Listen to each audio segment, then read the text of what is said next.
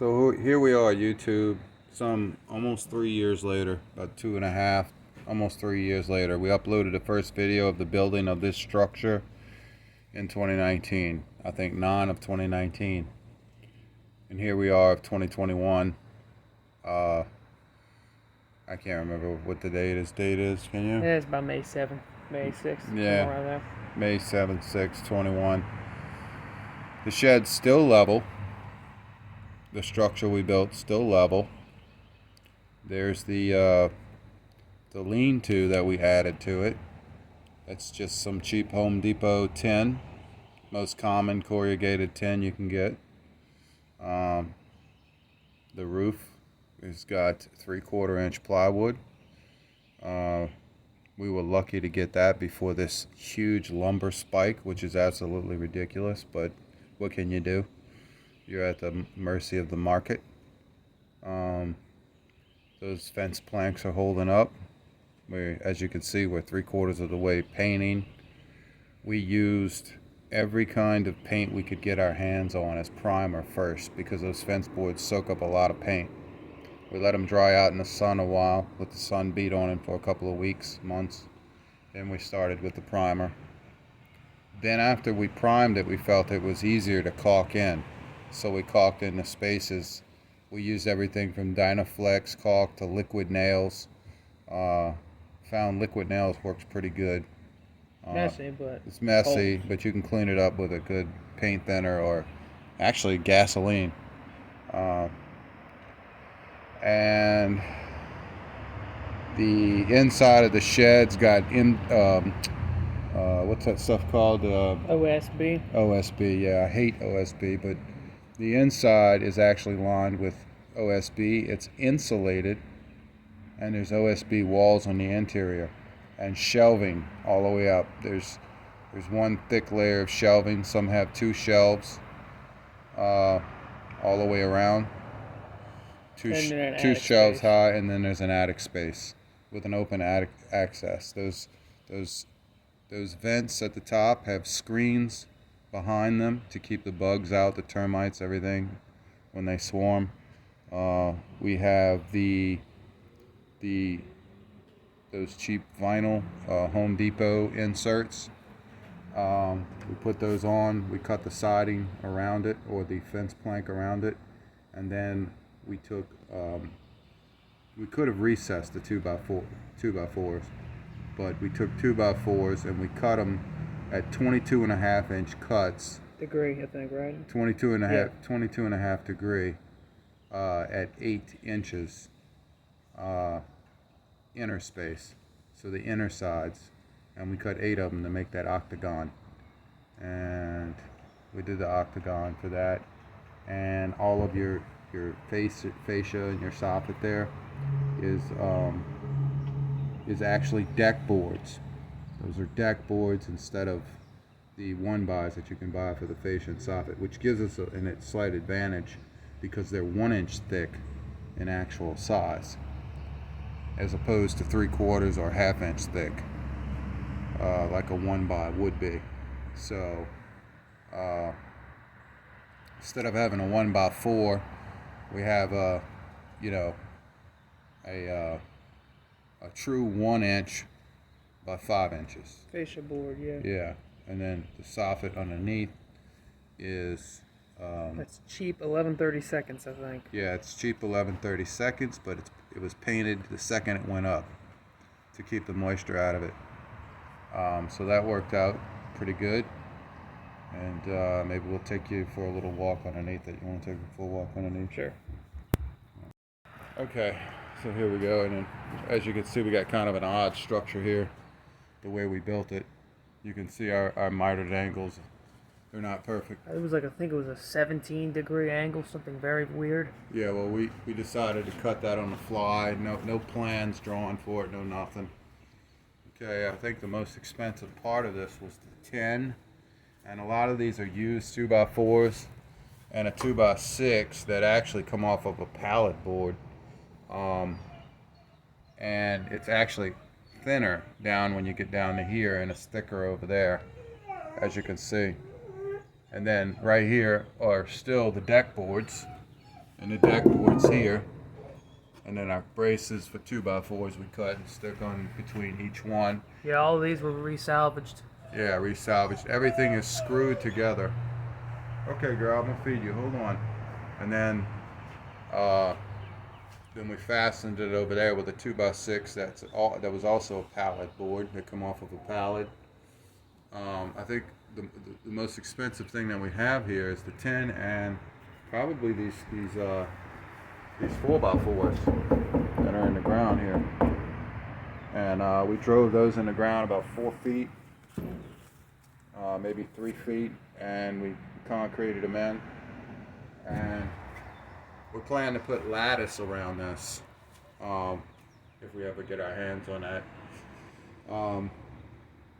Yeah, I mean, lumber's getting expensive. Yeah, lumber's really expensive right now, and we gotta get some paint and touch up our stuff. It's pretty obvious what we need to do. Maybe we could beautify it and caulk it, and if we ever want to come back in and add something underneath this and insulate this, we can. And We can actually, put a light right there. well, yeah, we're gonna run a light here. We have a light in the back already, around the back on a photo cell, dusk to dawn. Here's underneath. As you can see, we sprayed it quickly. We didn't finish the spray. We're probably going to add a gutter here. I wish our tin could have hung over a little further, but that's as far as we could get it. We just had enough space with our structure here. And we're still level. I mean, I put a level on this thing. It's got so much weight in it, it's unreal for the size of the building. I mean, It's got everything from engines. it's got engine blocks in it. It's got air compressors. It's got tools galore. It's got steel. It's got everything. You welding supplies. welding everything. supplies, welding machines, pressure washers, you name it. It's all in here. And it's very secure. As you can see, that was pretty expensive, that lock, but it was worth it. And then we got our plywood doors. I probably filmed us building those. And we got our metal that I salvaged. Piece of metal. And oak pallet, I pallet think- beams. I think, yeah, these are pallet beams. They're pretty thick. They're into concrete here. They were sprayed with a termite treatment called Taurus SC down in the ground here. Put a little concrete here. We'll probably put a farm right here. It's got enough for a riding lawnmower to be able to ride up in there. Yeah, there's some motorcycles in there too. All of that fit in there because we stacked shelves all the way up, all the way around, even a shelf over the door for welding supplies, welding rods, stuff like that. And we got our power coming in right there underneath with some used conduit that we got our hands on. We don't have any problems with termites yet. I come underneath here and check it every now and then, look for termites. Signs of termites trying to crawl under. We have no problem. We constantly have water flowing this way. So if this thing was ever going to sink, it'd be now, and it hasn't. You can see where the water flows through here. Eventually what we're going to do next to this 8-foot fence here is we're going to fill this up with rock, probably pea gravel. And as you can see, our fence plank's on a raw side here. This hasn't been painted yet. It was caulked in. It's pretty dry. We could Caulked in, secured in, everything. we could probably prime it. We have some tin overlap here on this side. There was one crooked layout on the other side, but you can't tell, and it caused no problems, no harm. So we're just gonna put a runner board across the top and get a grinding disc wheel and just cut it even, and then probably paint the edge of the tin so it don't rust. And then you can come see over this way.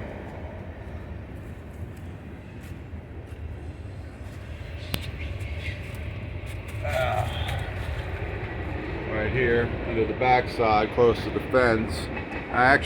We didn't even caulk this in yet right here. It was just primed. Yeah, you can see we use almost every kind of paint there was. It's traffic paint versus This other color traffic paint. This is striping paint for parking lots. We had some of that left over.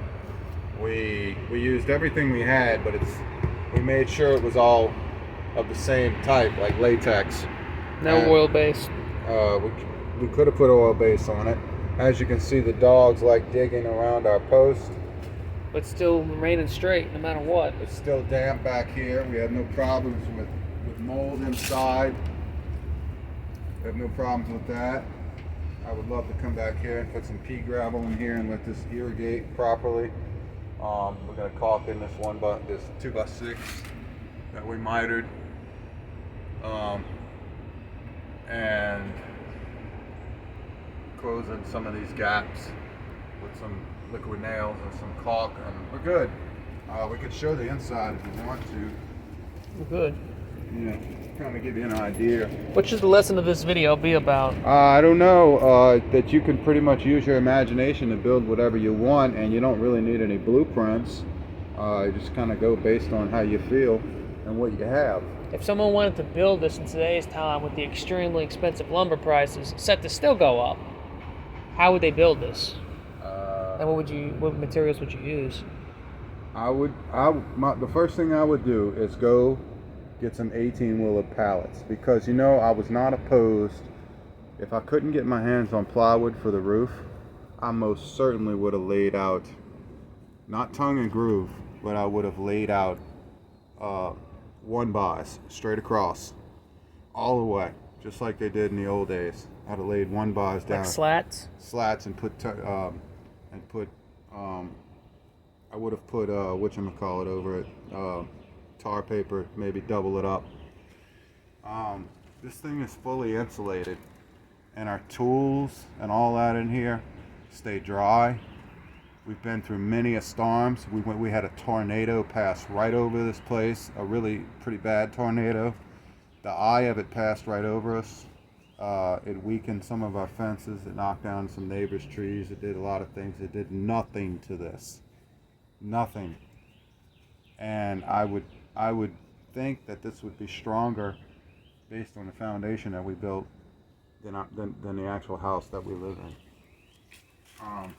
It was definitely an overkill, and I wouldn't hesitate to take everything out of here if I needed to. Put a small window unit in it. Add a couple electrical circuits, and actually stay in it if I had to. Maybe close off the barn doors and put a regular side entry door, and open that thing up, man. Pause this. All right, so here we are.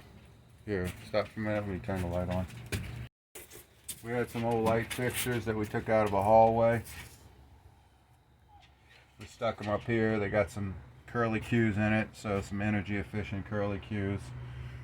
We had some metal tubing, cheap metal tubing. We drove them in right here to stop the doors. We can always put a weather strip adhesive on that. We're going to do the side gaps here eventually. So we got some at the top and the bottom here. And we got some hinges. And we got it. I mean, we got what we could. And like I said, the inside's OSB. It's not pretty, but it's a storage shed. And like I said, if I ever wanted to make something I had to live in temporarily with just a bed and a simple sink in the corner, I could do that easy. Run plumbing for whatever I need under the floor, cut a hole, run something for a toilet. But look at our attic bracing. Like I said, we used 77 landscaping timbers to build this. And I trust this structure over my house. And this was my first build from scratch. What was this OSB? It wasn't very thick, was it? No, it was I wanted to say I chose this over sheetrock or anything else because it was cheap and there was a sale on it at the time. A really good sale on it, and I really wouldn't recommend OSB to anybody because I really don't like it. There you go. It swells when it gets wet. That's what it is. 7/16. Okay, so we stuck thin 7/16 over it. It was very cheap at the time. Yeah, and this was the structure of our shed. Now, is it, can you float this and paint it and make it look pretty? No, but you could definitely give it a barn look, if you wanted to, if you wanted to add your touches to it. But The walls are extremely sturdy. The building structure's sturdy. We even have a light in the attic.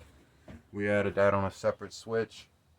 And we have the attic packed full of stuff. It's not much attic space, but it's enough to put something in it. If we wanted to change the pitch of the roof to give it more of a pitch and bring it up further without all this overhang on the roof, we could have had a taller roof and possibly even had a loft above it. But I live in a place where there's a lot of hurricanes and tornadoes especially. Yeah, you know, where someone could actually probably sleep up there if they wanted to. Well, no. If this wasn't a storage unit. Yeah, but not right. I mean, it's very low up there. But I can still climb up there and get up there. But my point is that we could have put a different pitch on the roof using the same as what we have now and sacrificed a little less overhang right here. We have such a wide overhang right here that we shorten the height of the doors. And we have about 3 feet of overhang here, 2.5 feet of overhang. What we could have done was put that pitch up further, and this thing would have really had a steep roof to it that would have made something good up north in the winter for snow. Snow would never sit on top of it. And we could have also used, had a loft, and it wouldn't have given us a problem. So I think it was worth it. We didn't spend a heck of a lot of money on it. I mean, a lot of it was salvage material. A lot of it was salvage material. The stuff that you're looking at was either discounted, salvaged, used before, or pallet boards. Like a lot of those beams holding those shelves up are pallet boards. They're 18-wheeler, like you can get them at concrete places, machinist places, stuff like that. Yeah, and I wouldn't hesitate to do it. And if I stuck a level on this floor, it would still be level to this day. I can tell by the way the doors open. They still open the same way they did before. 3 years Okay, ago. buddy. Come on, let's go feed the dogs. But anyway, I hope you guys, and let them out. Hope you guys realize that you can, even in times like this, you can still build what you want to build. What I'm saying is, an amateur, like myself, can build, whatever you want and use whatever materials you need to use, and